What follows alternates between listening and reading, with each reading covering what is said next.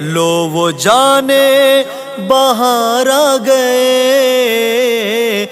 زمین حافظ قرآن کے جسم کو کھاتی نہیں ہے، گلاتی نہیں ہے، سڑاتی نہیں ہے، فنا نہیں کرتی ہے، بلکہ زمین حافظ قرآن کے۔ میں اگر آپ کہیں تو پہلے حافظ پر گفتگو کر لوں، دو حافظ فارغ ہو رہے ہیں، تو آپ کے مدرسہ دارالعلوم نظامیہ کا حافظ بننے کا کورس کتنے دن کا ہے؟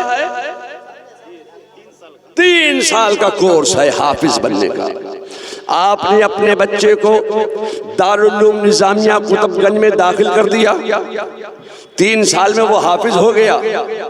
اگر مدرسہ نظامیہ میں داخل نہ کرتے تو پتہ نہیں کون سی ٹرین میں یہ مسالے والی چائے بیچتے ہوتے، نہ معلوم کون سی ٹرین میں یہ چائے گرم کرتے ہوتے، نہ معلوم کون سے کھیت میں یہ ہل چلاتے ہوتے یا چنے چھیلتے ہوتے۔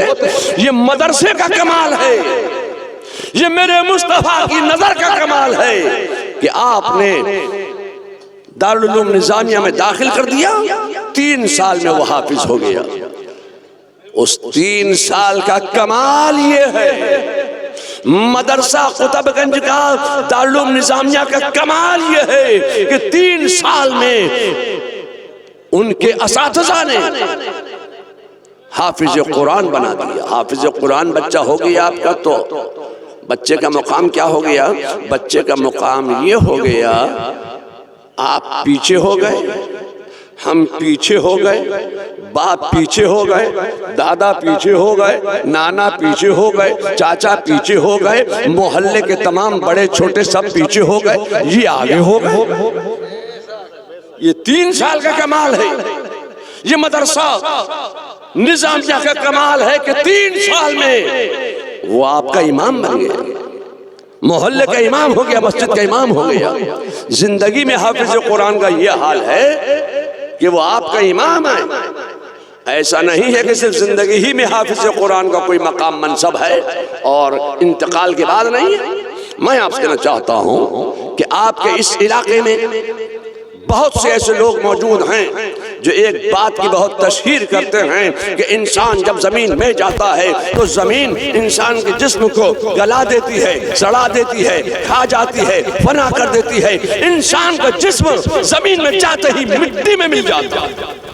یہ کہتے کہ نہیں کہتے؟ اور یہاں تک کہتے ہیں لوگ کہ محمد یا علی جس کا نام ہے وہ مر کر مٹی میں مل گئے۔ میں آپ سے کہنا چاہتا ہوں کہ آپ کا مطالعہ وسیع نہیں ہے، آپ علم سے تعلق نہیں رکھتے ہیں۔ اعلیٰ حضرت فاضل بریلوی کا جملہ سنو، اعلیٰ حضرت فاضل بریلوی نے بھی فرمایا کہ اللہ تعالیٰ نے زمین کو یہ طاقت و قوت و توانائی عطا فرمائی ہے، اللہ نے زمین میں یہ طاقت و قوت و توانائی ودیعت فرما دی ہے کہ انسان جب زمین میں جاتا ہے تو زمین انسان کے جسم کو گلا دیتی ہے۔ مگر یہ تو اتنے بھوکے ہیں کہ یہ اگلی سفر خود کھائے بیٹھے۔ یہ کہتے ہیں کہ محمد یا علی جس کا نام ہے وہ مر کر مٹی میں مل گئے۔ آگے کی بات سنیے کہ اگر کوئی حافظ قرآن ہو گیا تو اب زمین سے اللہ تعالیٰ یہ قوت و طاقت و توانائی سلب فرما لیتا ہے کہ زمین حافظ قرآن کے جسم کو گلائے، سڑائے، کھائے، فنا کرے۔ اب کیا کرتی ہے زمین؟ زمین کا کام یہ ہے کہ اب زمین حافظ قرآن کے جسم کو کھاتی نہیں ہے، گلاتی نہیں ہے، سڑاتی نہیں ہے، فنا نہیں کرتی ہے، بلکہ زمین حافظ قرآن کے جسم کی حفاظت کرتی ہے۔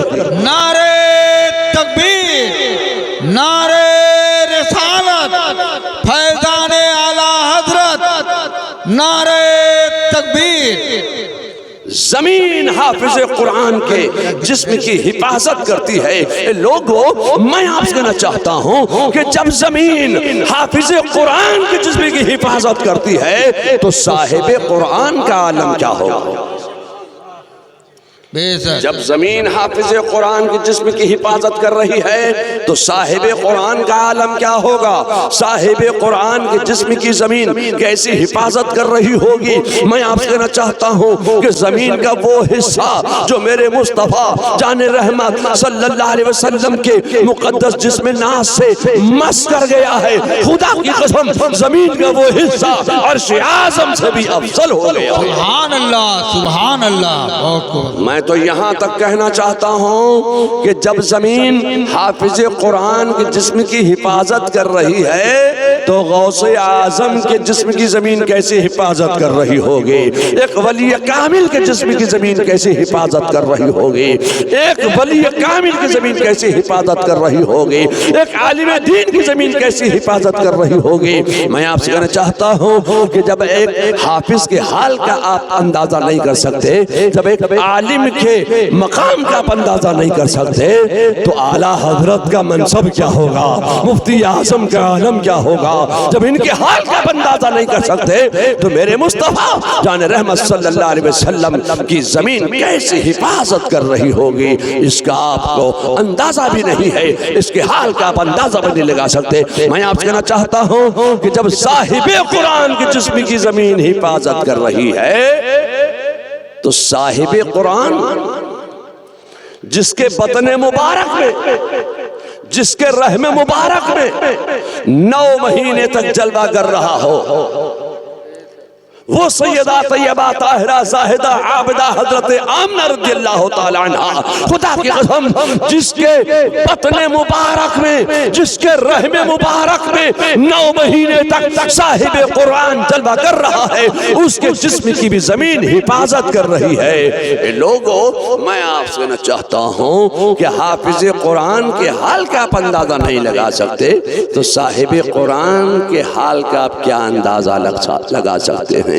لوگوں، اب میں آپ سے کہنا چاہتا ہوں کہ اس مدرسے سے آج کچھ حفاظ، کچھ قراء، کچھ عالم فارغ ہوئے ہیں۔ اللہ تبارک و تعالی اس ادارے کو، اس مدرسے کو، اس جامعہ کو سلامت رکھے اور اس مدرسے کے چلانے والوں کو، اس مدرسے کے مدرسین کو، اس مدرسے کے طلباء کو، اس مدرسے کے اراکین کو، اس مدرسے کے معاونین کو، سب کو شاد اور آباد اور سلامت رکھے اور سب کو خیر و برکت و شفا و صحت سلامتی عطا فرمائے۔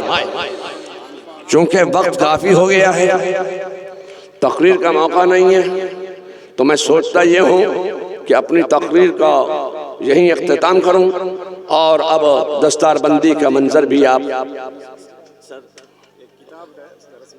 اچھا ٹھیک ہے، بچی بات اس کا رسم میسج دے دیجئے جیسے ہر گھر کے لڑکا لڑکی کو جائے تعلیم دیجئے قرآن کے لیے۔ اب ایک حافظ قرآن جو ہوا نا 10 سال دیکھیے، اچھا 10 سال، او ماشاءاللہ ماشاءاللہ، یہ حافظ قرآن ہوئے ہیں۔ اللہ تعالیٰ ان کی عمر میں برکت عطا فرمائے اور ان کی عمر صرف 10 سال کی ہے اور 10 سال کی عمر میں اس بچے نے پورا قرآن اپنے سینے میں محفوظ کر لیا ہے۔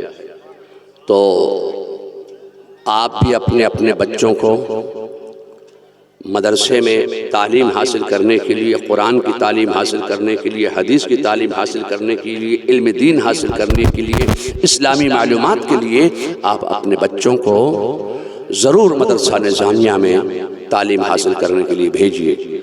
حافظ قرآن کے جسم کی زمین حفاظت کرتی ہے تو یہ حافظ قرآن کا کوئی اپنا کمال تھوڑی ہے کہ اس کے جسم کی زمین حفاظت کر رہی ہے، یہ اس کا اپنا کوئی کمال نہیں ہے۔ میں کہنا چاہتا ہوں یہ کمال ہے قرآن کا، یہ اعجاز ہے قرآن کا۔